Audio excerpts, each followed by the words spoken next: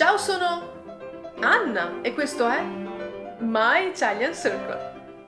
You can already speak Italian or a little Italian, but maybe you think your Italian is flat and a bit boring. Well, it's your lucky day because grammar is here to help you. Give a warm welcome to the trapassato prossimo, the Italian past perfect. This grammar topic is B1, but as usual, I will explain it in English so beginners can understand too. Let's dive right in and listen to our friends Sandra and Viola.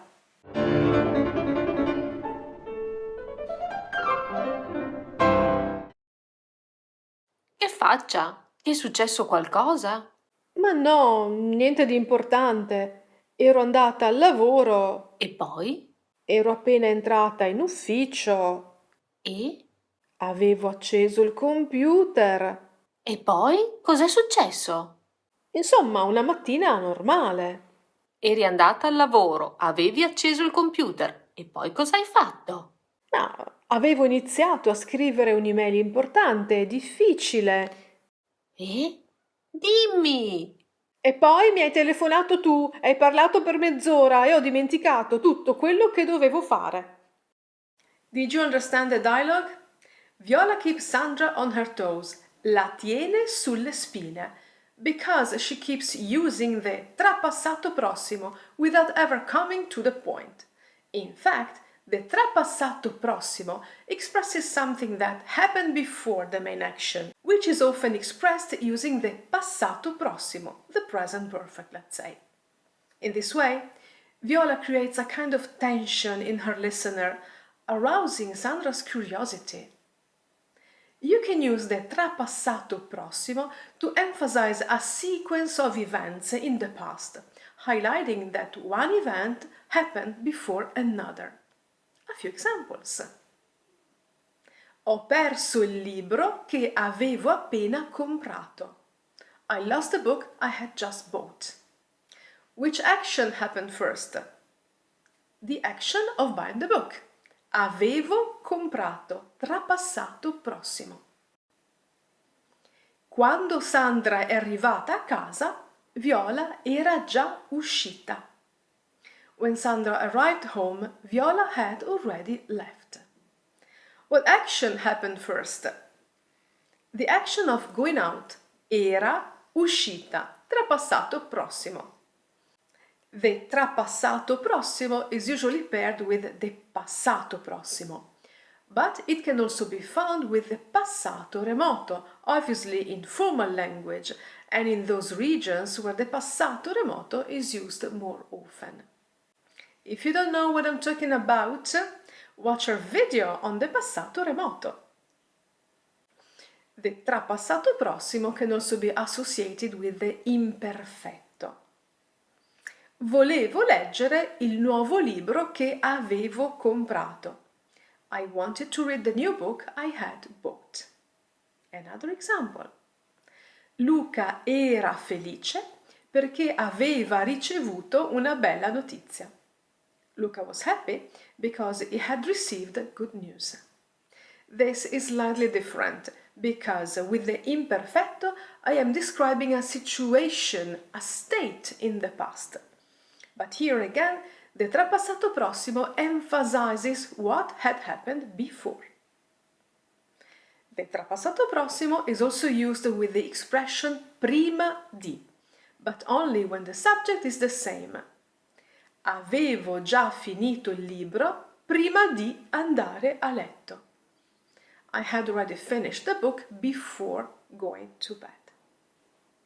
In addition, we have the so-called trapassato prossimo di cortesia, used in spoken Italian to be more polite. You can use it, for instance, in shops. Scusi, ieri avevo visto una sciarpa in seta azzurra. C'è ancora? Excuse me, I saw a blue silk scarf yesterday. Do you still have it? Scusi, ero venuto per chiedere una informazione. Quando apre il museo? Excuse me, I came to ask for information. When does the museum open?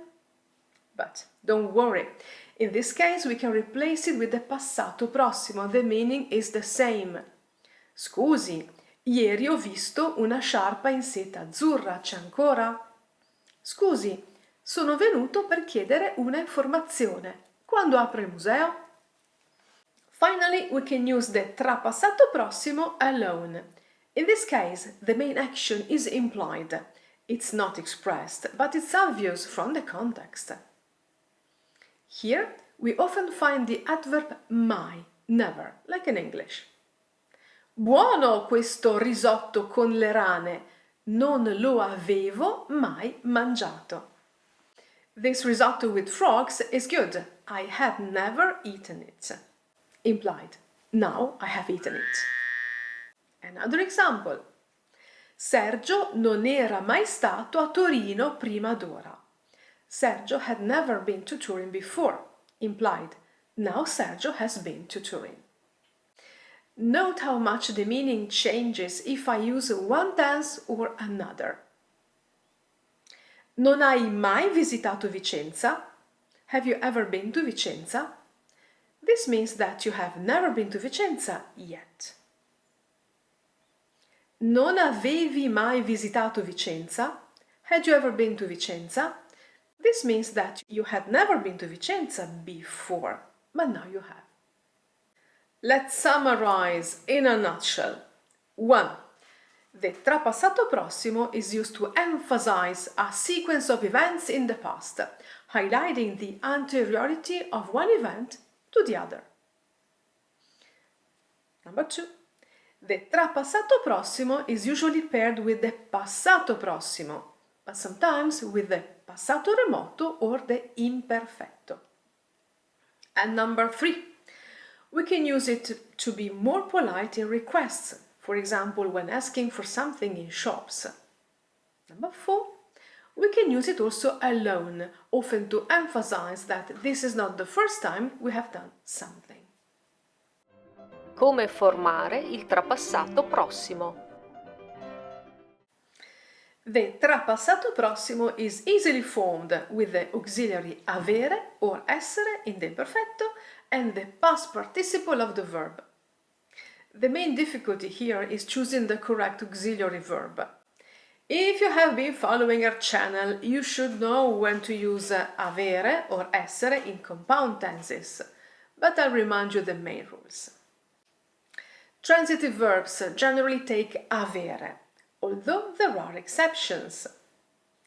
Verbs indicating a state or a change take essere.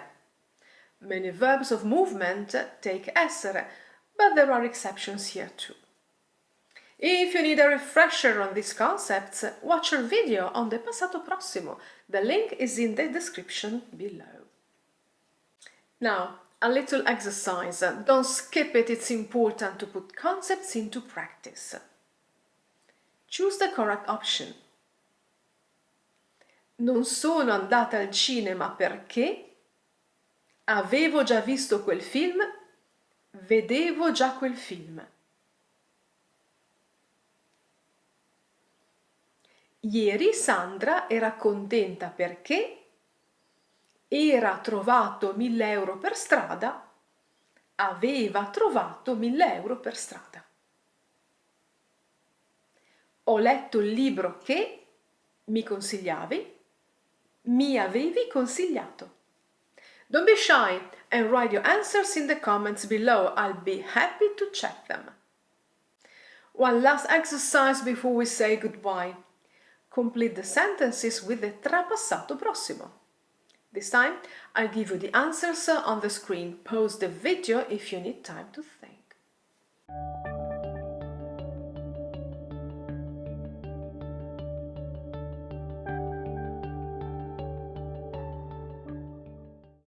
Il direttore aveva licenziato 5 persone prima di chiudere la fabbrica. Quando sono arrivata a casa, Simone aveva già preparato la cena. Abbiamo trovato il nostro cagnolino, che era scappato ieri. Non avevo mai bevuto un vino così buono. And this is the end of our lesson for today. I'm sure that the trapassato prossimo will help you make your Italian more lively and suspenseful. After all, it's not so difficult to form, so don't be afraid to take your Italian to the next level. Patrons, as always, go to our Patreon page and download your premium content. Ci vediamo la prossima volta!